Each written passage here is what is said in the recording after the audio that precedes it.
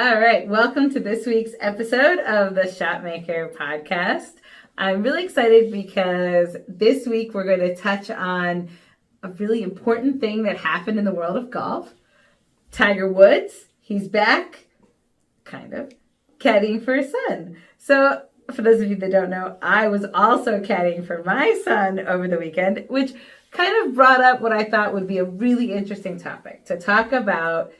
In some ways, the differences between caddying, especially from golf perspective, and what we consider a coach. And I think to me, the key difference, which is very topical to people in business and in leadership, is the idea of as a caddy, if I'm caddying for you, I'm going to give you all the information and I'm going to tell you this is what I think you should do. If you're my 9-year-old, I'm going to say, hey, how about we hit the 9-iron? And you're going to say, no, I'm going to hit the driver. And you said to me, I don't even know what 9-iron is. So I'm like, which one's that? Right. I'm going to hand it to you and you're going to say yay or nay.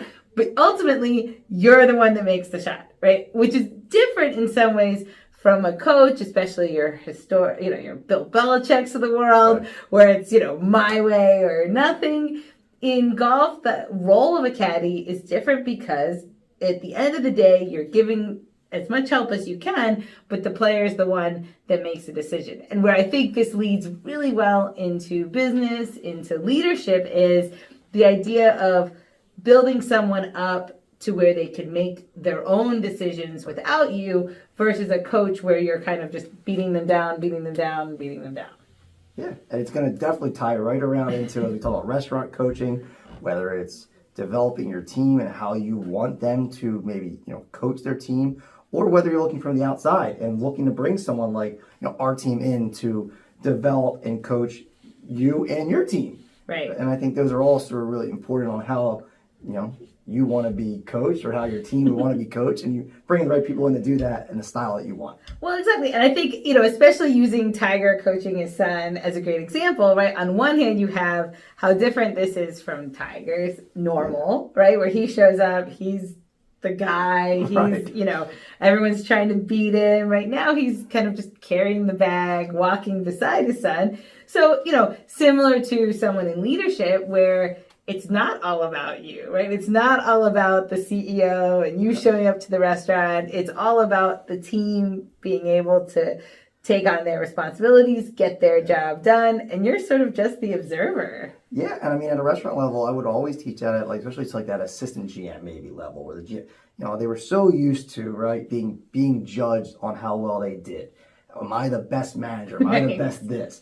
And then you get to a point where I don't really care. You are now judged by how you have trained everybody under you. Yeah. And it really is a mindset change. Yeah. Of wait a second, you're right. The success is not me anymore. It's the restaurant. Yes. And I feel like once an AGM or a GM kind of understands that, they then can grow to that next level of either being a general manager or being promoted to multi-unit, because they get the concept. It's not about them anymore.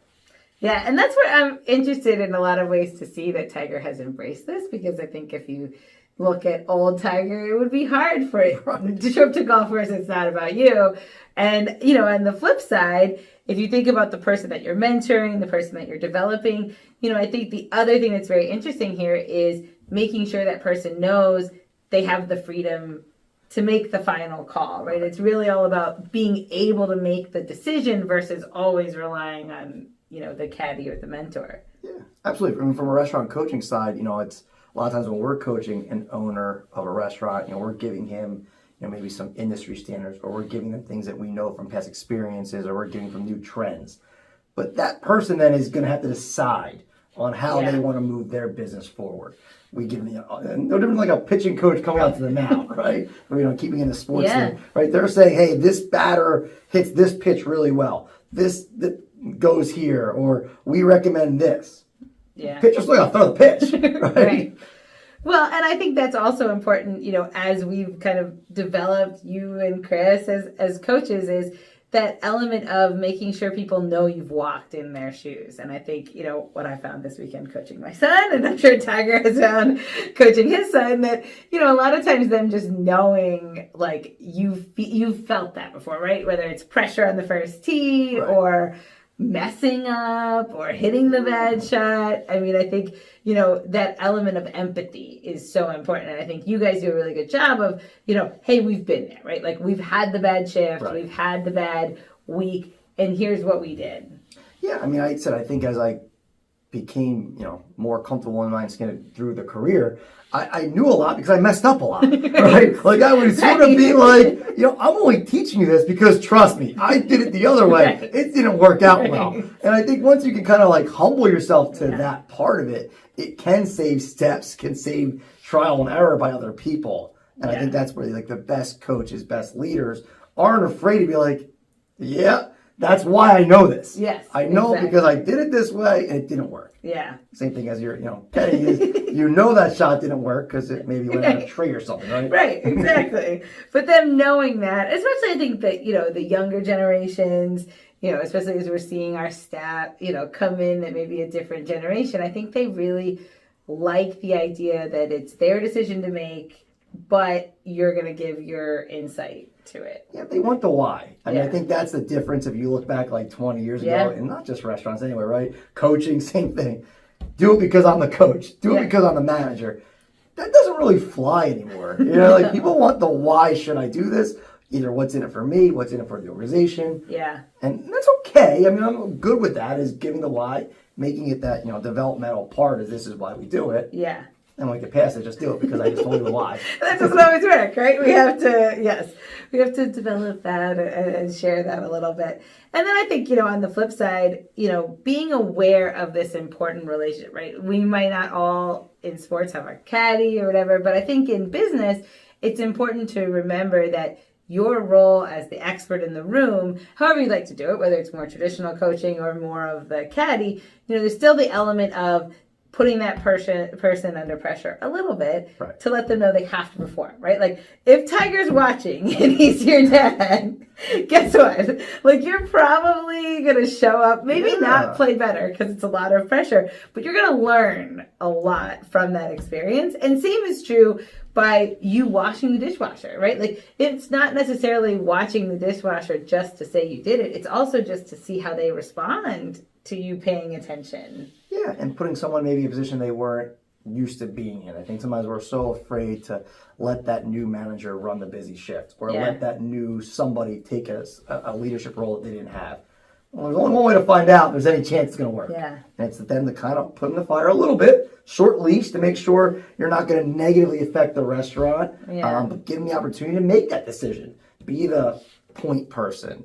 I think it goes a long way in future development because I get that little bit of confidence below them, or know that you're right next to them. Like, oh, come here, that was dumb. Yeah. Right? Like, let's do it this way. Yeah.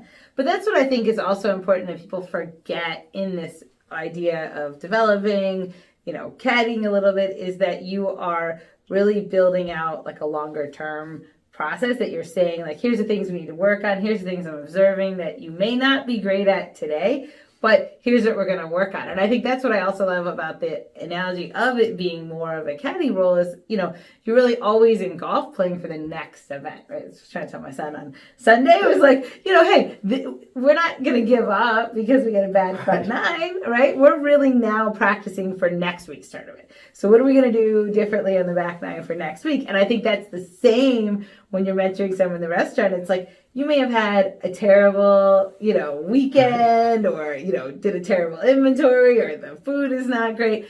But what could you learn from this? And that's where I think, you guys do a great job of believing that you need to be in the restaurant and using your five senses to pick up on that, to say, let me taste the food. How can I make it taste better? Let me go back to the basics so that way I'm constantly improving. Yeah, and I think in both situations, it's that trust factor, right? If you're a golfer and you're trusting your caddy, they want what's best for you. It makes it easier to kind of jump off the ledge, like, all right, that's what they're going to do. And it's in the restaurant, whether it's, general manager for the owner or whether it's an owner that's working with us directly, is that trust factor, that you trust that at the end of the day, your best interest, the business's best interest is what we want. Yes. So long as everyone's in that common goal, it's easier to swallow this is how it's going to get there. Yeah. Well, and that's what I think, your homework this week, if you're listening, is to kind of embrace the idea of I don't always have to walk in the room as Bill Belichick, right? Or whoever else you can think of as a really tough tough coach. But I also could walk in as I'm here to make you your best version of you. And it's all about your team, kind of that servant attitude. Yeah. But, does that deliver a better result? And that's the question. Yeah. And I think, whether it's rhetorical or not, I'll answer. I think yes. Right. I think in the long run, the coaching, the ongoing coaching and development, the ongoing teaching is going to get better results in the long run. Yeah, in a short run, a quick screaming, yelling might be what's needed. Not going to say never screamed on an expo line before. I'm not going to say that. Yeah. But I think in general, the pull to the side, let's talk about here, I think is going to get you better success. Yeah, I think so too. So, all right. Well, thank you for joining us on another great episode of the Shotmaker podcast. And we look forward to seeing you next week.